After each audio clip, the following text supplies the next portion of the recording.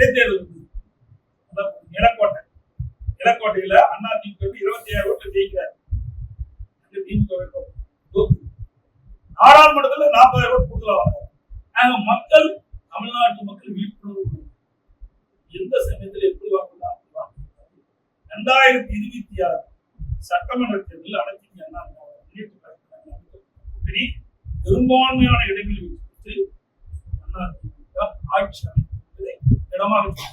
Sir, இப்ப அண்ணாமலை அவர்கள் உங்களுக்கும் வேலுமணிக்கும் நீங்க தான் திருச்சி போடுறீங்க.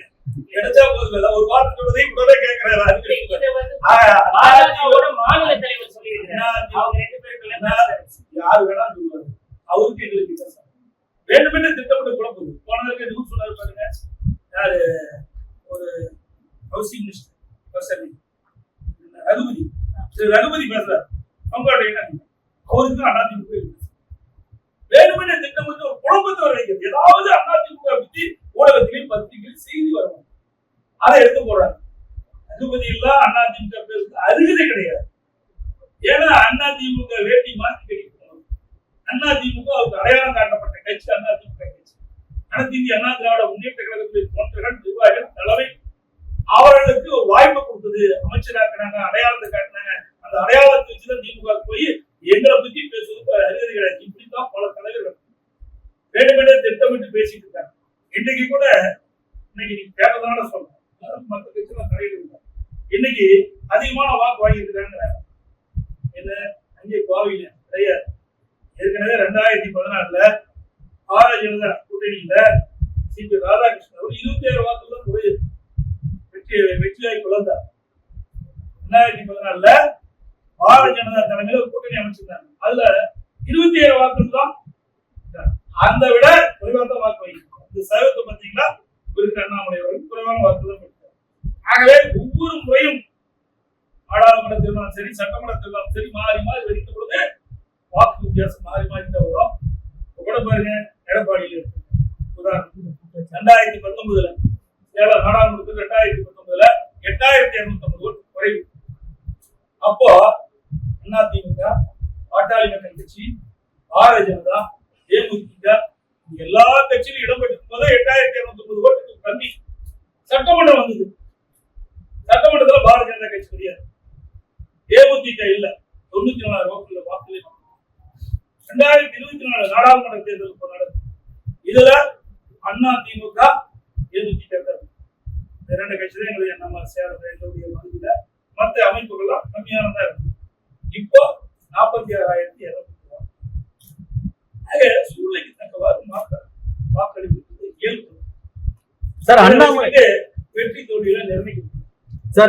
மீண்டும் சொல்றேன், 2026 சட்டமன்ற பொறுத்து என்பது அனைத்து இந்திய அண்ணா திராவிட முன்னேற்ற கழக தலைமையில் அமைக்கப்பட்ட கூட்டணி ஆட்சி பிடிக்கும். அதிமுக தனி பெரும்பான்மையோட தமிழகத்தில் ஆட்சி அமைக்கும் திட்டம். சார், அண்ணாமலை தோல்வியை தழுவிய பிறகும் கூட அதிமுகவை தொடர்ந்து விமர்சனம் செஞ்சுட்டு வர்றாங்க. அவரைத்தான் கேள்வி, என்னை கேள்வி கேட்டு சார், உங்க கட்சியை பத்தி விமர்சனம் பண்றாரு. விலகி போயிட்டாரு, அவர் விலகி போயிட்டாரு. அவருடைய ஆதங்கத்தில் வெளிப்படுத்திட்டு இருக்காரு. அவர் என்னென்னமோ கனவு என்று இருப்பார், கனவு பலிக்கல, நனவாகல. அந்த வருத்தத்துல, அந்த வெறுப்புல இப்படிப்பட்ட வார்த்தைகளை புதிச்சு. ஏன்னா அவரு தேர்தலுக்கு பிறகு நாடாளுமன்ற தேர்தலுக்கு அதிமுக என்ற இந்த திராவிட கட்சி இல்லாத பண்ணிடும் அப்படின்னு சொல்லி எல்லாம் சொல்லியிருக்காங்க. இவரை போல பல பேர் பேசினாங்க. இவரை போல பல பேர் பேசினாங்க. நான் முதலமைச்சரா பதவி ஏற்கும் போது என்னெல்லாம் ஊடகத்திலையும் பத்திரிகையில வெளியிட்டு, எடப்பாடி பழனிசாமி 10 நாளைக்கு முதலமைச்சரா இருப்பாரா, 20 நாளைக்கு முதலமைச்சரா இருப்பாரா, 3 மாசத்துக்கு இருப்பாரா, 6 மாசத்துக்கு இருப்பாரா. 4 ஆண்டு காலம் 4 ஆண்டு 2 மாத காலம் சிறப்பான ஆட்சி கொடுத்தோம். அதுக்கு பிறகு கட்சி 2ஆம் போச்சு, 3ஆம் போச்சு, சின்ன முடக்கம், அது முடக்கம், அப்படியெல்லாம் பிரச்சாரம். இதையெல்லாம் முறியடிச்சுதான் தேர்தலை சந்தித்து இன்னைக்கு அனைத்து இந்திய அண்ணா திராவிட முன்னேற்ற கழகம் நாடாளுமன்றத்திலே அதிக வாக்குகள். சார், பாஜகவை பொறுத்தவரை கடந்த மத்திய ஆட்சியில தனிப்பெரும்பான்மையா இருந்தாங்க. ஆனா இன்னைக்கு அவங்க மற்ற கூட்டணி கட்சிகளை நாட வேண்டிய ஒரு கட்டாயத்துல இருந்திருக்காங்க. இப்ப மோடி அவர்கள் மீது மக்களுக்கு ஒரு அதிருப்தி ஏற்பட்டிருக்குன்னு கருதலாமா? அதாவது மக்கள் என்ன தீர்ப்பு, ஏன்னா இப்படிப்பட்ட தமிழ்நாட்டில் இப்படிப்பட்ட தலைவர் வச்சுக்கிட்டு அப்படின்னா நல்ல கட்சி நிர்வாகிகள் வச்சிருந்தா அதிகமான அவரு தனிப்பெரும்பான்மை இடங்களை பெற்றிருப்பாங்க. தமிழ்நாட்டில் இருக்கிற அந்த கட்சியுடைய தலைவரை போல பல தலைவர் இருப்பாங்க போல.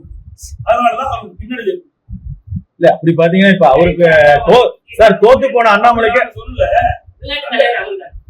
என்ன பண்றது, நாங்க அப்படி ஒன்றும் ஒரு சொல்லல. நீங்க கேள்வி கேட்டு போட்டு பத்திரிகையில பெருசா பக்கம் அதுக்கு நீங்க பாக்குறீங்க எதிர்பால செய்தி வேணும், அதுக்கு நாங்க தான் கிடைச்சுவோம், அதெல்லாம் கிடையாது.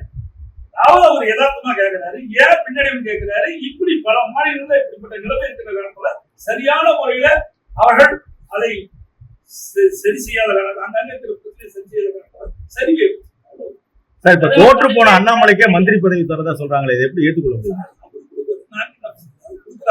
யாருக்கு தெரியும்? யூகத்தின் அடிப்படையில் கேட்கிற கேள்வி, நாக கூட்டையில அங்கம் இல்லை, பாரதிய ஜனதா கூட்டணியில அங்கம் இல்லை. அதனால அவர்கள் என்ன செய்வார்கள் எங்களுக்கு தெரியாது.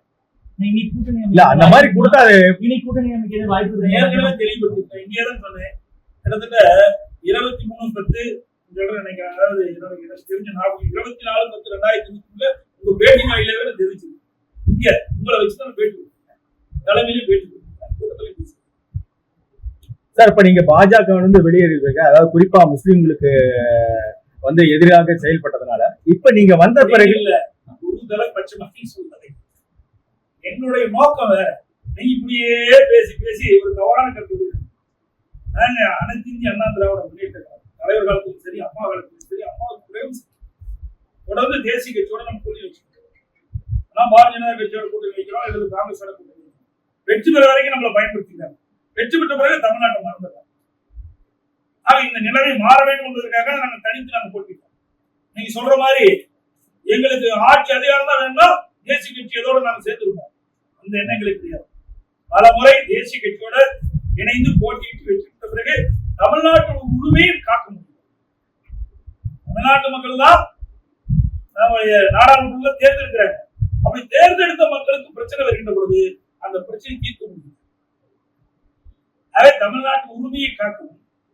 தமிழ்நாட்டின் உரிமைகள் பறிபோகின்ற பொழுது தடுத்து நிறுத்தணும். தமிழ்நாடு வளர்ச்சி பெறும். நாடாளுமன்றத்தில் நம்முடைய நாடாளுமன்றம் சுதந்திரமாக செயல்படவும் அதிமுக இந்த முடிவு சரி. இப்ப காவி நதி வந்து 37 பேர், ஏற்கனவே 38 பேர் 2019 வெற்றி பெற்றாங்க. திமுக என்ன சாதிச்சாங்க? இப்ப 40 பேர் பாண்டிச்சேரியோட வச்சிருக்காங்க. இப்ப என்ன சாதிப்பாங்க சார்? இப்ப சிறுபான்மையினர் வாக்குகள் இந்த தேர்தல் உங்களுக்கு அதிகரிச்சதா நீங்க பாக்குறீங்களா? அதாவது சிறுபான்மை பெரும்பான்மைங்கிறதெல்லாம் நாட்டு மக்கள் என்ன ஈர்ப்பு அதை ஏற்றுக்கணும். எங்களுடைய தலைவர்கள் எங்களுக்கு சொல்லி கொடுத்தாங்க. பிரதமர் பதவியேற்க அழைப்பு அதை பற்றி இன்னும் சிந்திக்கணும். அழைப்பு வந்திருக்காங்க சார். எனக்கு கிடைத்த தகவல் இதுதான். அமைச்சர் ஜெயக்குமார் பாஜக அதிமுக கூட்டணி சேரும் அப்படின்னு சேருமா? அண்ணாமலை அது ஏற்கனவே 23/10/2023 நான் பாதகம் செய்பவரை கண்டால் நாம் பயங்கொள்ளலாகாது பாப்பா. மோதி மிதித்து விடு பாப்பா, அவர் முகத்தில் உமிழ்ந்து விடு பாப்பா. அண்மை செய்திகளை உடனுக்குடன் தெரிந்து கொள்ள இணைந்திருங்கள் இயம்நாடு தொலைக்காட்சியுடன்.